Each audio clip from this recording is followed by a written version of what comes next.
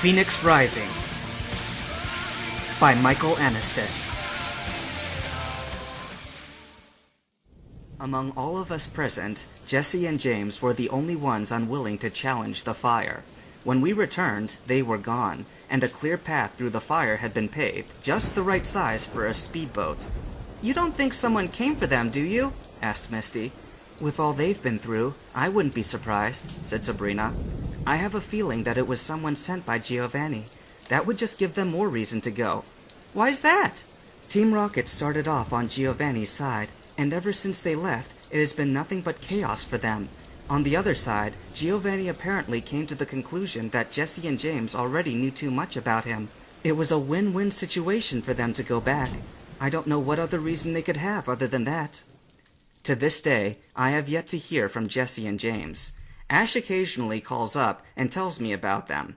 Apparently, Team Rocket is now Ash's worst enemy all over again, but I rest assured that no matter how wrongly their deeds may become, there will always be a hint of goodness in Jesse and James. After the Melbourne was destroyed, the plan became to ride our large flying Pokemon to the Refinery. However, the hurricane no longer had a clear blue eye, and lightning flashed over our heads constantly. With the black sky, crackling thunder, and the pool of rising flames all around us, many of us believed the atmosphere to be perfect for evil to strike.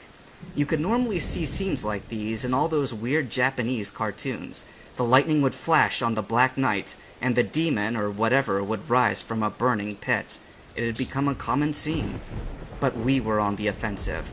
We were the ones rising from the pit to destroy the closest point of civilization. This time, the world would be saved by those who rise from the fire.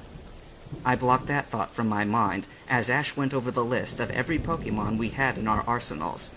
"Okay, well, we have at least," he counted off on his fingers, 8 safe ways of getting to the Refinery, 5 of which rely mostly on dumb luck, and one which I know for a fact that nobody here would be caught dead doing. "Don't even bother telling us that one," said Brock in disgust. "What are the easy ways?" "Well, the first way would be to have Andrews' Zapdos fly low over the water to the Refinery, one by one. The second would be to do the exact same thing, only once again, we'd find some way to stick everyone into one Pokeball and have the rider fly to the Refinery." "Either way sounds good," said Surge. "What's the problem with them?" "A possible if," said Merlin. "If we had Zapdos bring us there one by one, someone is stranded there by himself, and very vulnerable to attack." "So you could go first," said Misty. "It's obvious you could hold your own. Then Ash would go next, and we'd have the 2 powerhouses with their fancy swords guarding each other." "But who's going to guard the rest of us?" said Andrew. "To date, Ash and Merlin have done 100% of the wraith killing." "The other way has the same problem," said Darius. "If everyone travels in a Pokeball, then all of our fates are riding on the life of the rider. One lucky shot would be the end of it." Brock slouched downward. "That means we have to take one of the stupid routes." Misty cringed. "Or the vile one." Our options were all pretty far off the whack. For 2 hours, we debated over what to do, and no idea lasted longer than a few seconds.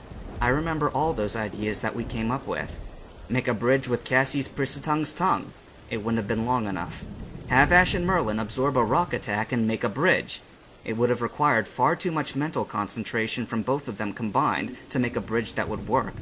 Have Machamp from Sanctum Cage throw us at the Refinery. We rejected that one due to the obvious possibilities of a mishap. Have Misty's Starmie lodge itself into the wall with a string attached so that we could all climb over. There was no way it could have held all of us. Use the swords to blow up the Refinery and go home. We didn't know enough about what was in there, especially with the possibility that Ash's mother could have been inside at the time. In the end, we chose the way which we wouldn't enjoy. Misty, Brock, Surge, Sabrina, Darius, Andrew, and I all rushed to the edge of the raft and threw up at the thought of it. Even Merlin cringed when he heard the method. And we couldn't say that Ash didn't warn us. "I've been through a lot of shit!" shouted Darius over the roar of the waves crashing against the walls. "And I know that until the Royal Leagues come about, this is all I can do. But Merlin, do you really expect me to put up with this? For free?" "I've already been here once!" shouted Misty. "Why a second time? Why a second time?" "Save your breath for the wraiths!" shouted Ash from his perch above. Easy for you to say, Brock shouted back. You get to ride outside! Just like Darius, I've been through a lot of crap as a Phoenix trainer. All the marks on my body I earned through my job, but this is, without a doubt, the most disturbing situation I have ever been in. It wasn't exactly the worst day of my life, but it's still the first moment of my life which I hope to forget. Ash, the pilot, held on for dear life to one of Leviathan's ears as she literally ran across the waves. The others had the joy and pleasure of seeing just how big her mouth really was. Need I say more? If you still don't understand, then that's too bad for you, because I am not going to relive the reason I take 4 showers a day. But despite the unbearable traveling conditions, we made it to the refinery with no trouble. We had taken what weapons we could spare, the swords and a few small handguns, but our main defense would be our Pokemon. The original plan would have been for Jesse and James to stay on the Melbourne, while we would be linked to a codex system, so that they could guide us through the refinery. We still had the codex, but no one on the other line. From here, we were completely blind to whatever stood before us. We could only prepare for whatever we could think of. Now you know what the chances of us all being ambushed are, don't you? Said Merlin. They took us completely off guard on the Melbourne, and nearly managed to kill Ash a 3rd time. The wraiths have been watching us. Darius took a Pokeball from his pocket. I might have a way of finding out.